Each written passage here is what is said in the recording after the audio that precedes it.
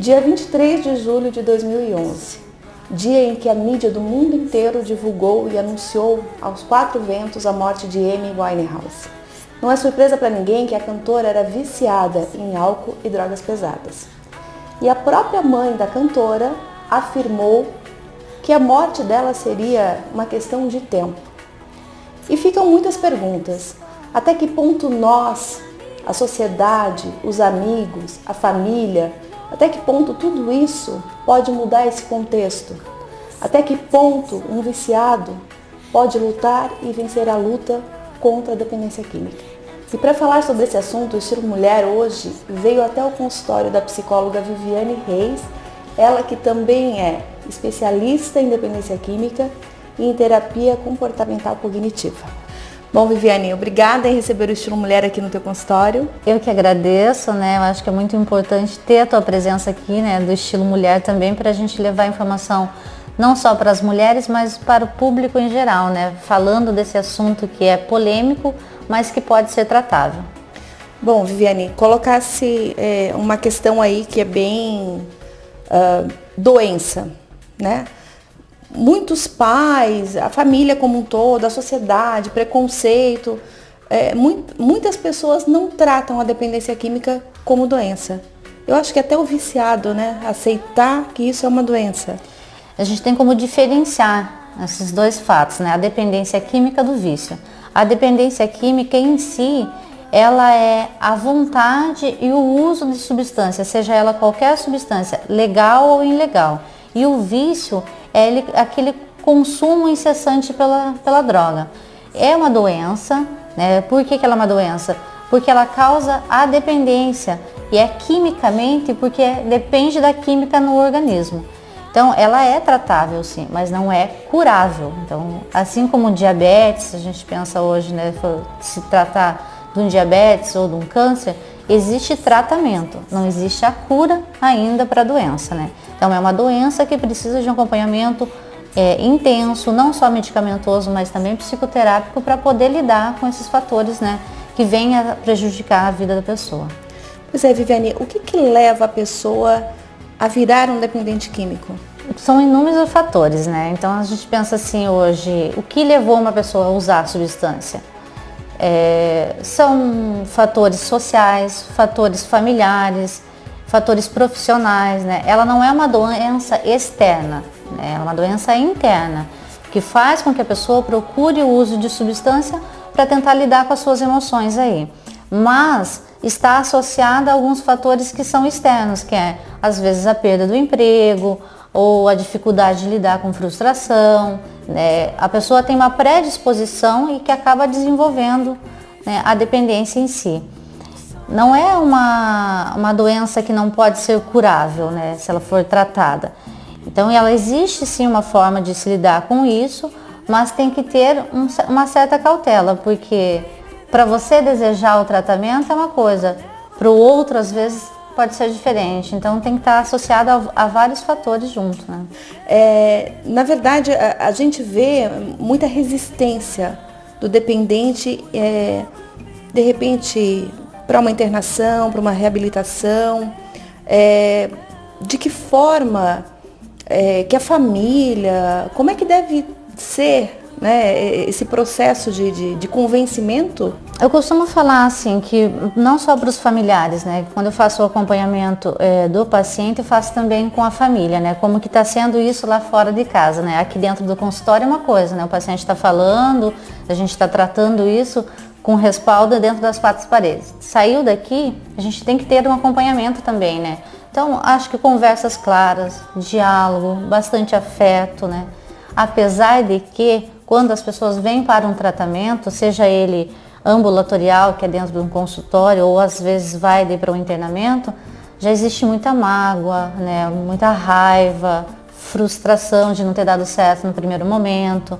Mas é importante que o familiar em si, ele procure ajuda de uma outra pessoa, às vezes quando ele não tenta diretamente com um profissional, ele tenta ajuda com um amigo de uma forma mais clara, sem que fique com todo o peso. Então eu acho que o mais importante de tudo é o acolhimento, né? Seja da família como do profissional que está atendendo esse paciente ou os próprios familiares. Viviane, a família, no caso os pais, ou de repente um amigo mais próximo, tem como perceber, existem sinais que deixam evidente que um determinado indivíduo está fazendo uso dessas substâncias? Tem como perceber isso? Eu costumo brincar que desde de pequeno a gente tem sinais que nos dá, né, que são alertas aí, né? Se eu tenho um filho que ele não está brincando de forma saudável, que começa com brincadeiras, né, inadequadas, ou fica muito isolado, acho que são alguns sinais que as famílias já começam a perceber. Mas o que está acontecendo aí que meu filho não está daquele jeito? Olha, isso está acontecendo lá em casa, eu não sei como lidar. O que acontece principalmente? Baixo rendimento escolar, né, aquele filho que já não está indo mais para a escola, o isolamento, né, outros fatores de risco que vem aí é a irritabilidade, insônia, ou dormir demais, né, momentos depressivos.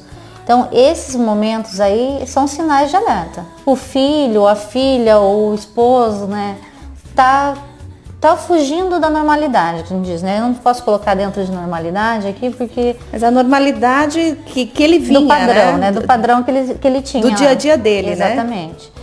Então, esses são alguns fatores que é importante a gente prestar atenção, como é que tá dentro de casa. E acho que o principal de tudo, para as famílias que às vezes têm dificuldade de procurar ajuda, é assim, o que acontece que eu não consigo falar desse tabu dentro de casa? Como antigamente a gente tinha aí, né, o sexo era eu não posso falar disso, né? Tinha relação escondida. Então, eu acho que o mais importante hoje é a família poder falar sem tabu, sem restrição, sem preconceito principalmente, porque é uma doença como qualquer outra, que pode ser conversada e tratada de forma preventiva para que não venha a trazer uma situação mais grave como a que a gente viu essa semana aí, né? Acho que a situação da Emily chocou muitas pessoas porque era uma doença que poderia ter sido tratada e não foi tratada. Então, assim, existia a resistência da própria Emily, acho que a família também em si não conseguiu bancar isso e trouxe a situação tão avassaladora aí. Eu acho que nessa situação em si, o mais importante é que a família possa conversar, olha, o que está acontecendo que tu não está, né, trazendo tudo que poderia estar trazendo aqui para dentro de casa, não está falando o que acontece, onde você vai. Então, esses são alguns fatores que a gente pode ir trabalhando e que a família vai percebendo que pode chegar até o paciente ou até o familiar que está usando. Bom, eu estou conversando então com a psicóloga especialista em dependência química Viviane Reis. E a gente vai para um breve intervalo, mas já eu volto com mais Estilo Mulher, porque o assunto hoje é bastante polêmico, né? O uso de substâncias, dependência química aí. Não sai daí que eu volto já com Estilo Mulher.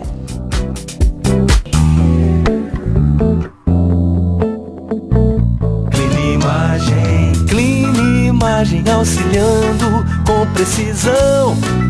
Exame médico por imagem. Clinimagem é inovação. Clinimagem.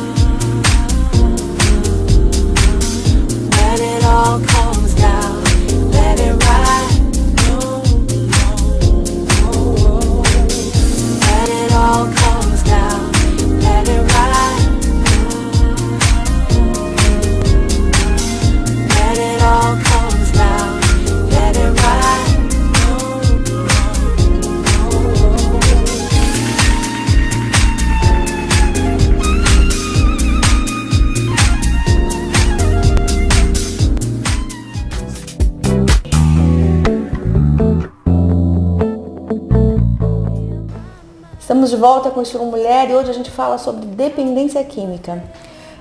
Viviane, quais são as drogas mais utilizadas? Eu sei que cada dia que passa parece aí que surgem novas, aí volta e meia a mídia divulga que não são novas, que é apenas o que já existia, só que um pouquinho diferente. Mas normalmente, pela tua vasta experiência, o que é mais usado? O que mais causa essas dependências? Eu costumo falar e acho que receber dentro de consultório pacientes que iniciaram o uso com álcool, né? Então o álcool e a maconha são as duas drogas portas de entrada, que eu costumo dizer isso para os pacientes. O princípio. No entanto, assim, dentro do público feminino, o que mais a gente percebe assim, de uso de substância são as anfetaminas, né? Então são as drogas que estão aí disponíveis, são medicadas, né? São prescritas e está sendo usado ainda de forma muito intensa e que leva ao uso de outras substâncias. Dentro hoje de várias classes sociais, o que a gente mais tem presenciado é o crack, infelizmente, que é um derivado da cocaína, né? E outras substâncias que estão correlacionadas à cocaína, que é o ox, que tem hoje, né, em todo e qualquer canto. Então, as substâncias mais usadas e consumidas legalmente ainda está o álcool, né? É uma das substâncias que mais está presente. Nós vemos isso em qualquer restaurante que nós vamos, a gente chega lá, a carta qual é a bebida que você quer, né? Então, aí está tão disponível. E para quem tem a predisposição, é o caminho mais fácil para chegar ao uso de substância, porque se ela sentiu a sensação com aquela substância que foi tão prazerosa, ela vai tentar buscar esse efeito de forma tão intensa e chega para outras substâncias daí. Uma vez associado ao uso daquela substância, logo ela está procurando uma outra substância. Sentiu prazer, euforia, enfim, com essa substância, com álcool ou com a maconha, e o processo é esse mesmo, é procurar cada vez algo mais pesado, algo que dê uma sensação maior? Não que seja a tendência, de né? De indivíduo para indivíduo. É exatamente isso, né? De indivíduo para indivíduo. No entanto, se você já tem a predisposição para que o teu organismo queira sempre o uso de substância, a tendência é buscar cada vez mais algo que te tire daquele estado normal. O uso associado de uma substância com outra é muito peculiar, assim, dentro do consultório a gente vê assim, o paciente que só usa uma determinada substância, né? E às vezes ele usa mais de uma. Então depende muito de paciente para paciente. Mas a grande parte das pessoas que vêm hoje para atendimento tratar de dependência química não usa só uma substância. Ela está associando sempre mais uma substância. Até porque assim, as pessoas acho que hoje já sabem, né, grande parte das pessoas entende um pouco do uso de substâncias, sabe que o álcool associado à cocaína, ela dá uma estabilizada naquilo que o sujeito está buscando. Então, ele está lá sob o efeito da cocaína, busca o álcool para dar uma amenizada. A maconha da mesma forma, usa a maconha para ser buscar o relaxamento e associa às vezes outra substância para dar a sensação de euforia. Então acaba sempre existindo sim, infelizmente, né, Karina? Bom, Viviane, a gente estava falando ali, até citou o exemplo de o fácil acesso ao álcool, né, às bebidas. Será que não é um erro muito comum, corriqueiro até eu diria, das famílias, né? Eu vejo que muito aberto, desde muito pequenos, ou os adolescentes em festas de família, tá rolando uma cervejinha, tá rolando uma caipirinha, o pai que deixa o adolescente provar a bebida, ou até oferece, filho, bebe uma cervejinha. Será que essa cultura já não teria que mudar? Começar pela cabeça dos pais mesmo, da família? Eu acho que o mais difícil realmente é isso, Karina. Crenças e culturalmente, quem já está lá numa fase adulta. Se a gente consegue lidar preventivamente, né, com uma criança, com um adolescente, ele já tem uma capacidade diferenciada para isso. Mas se dentro de casa isso está disponível, fica contraditório para ele.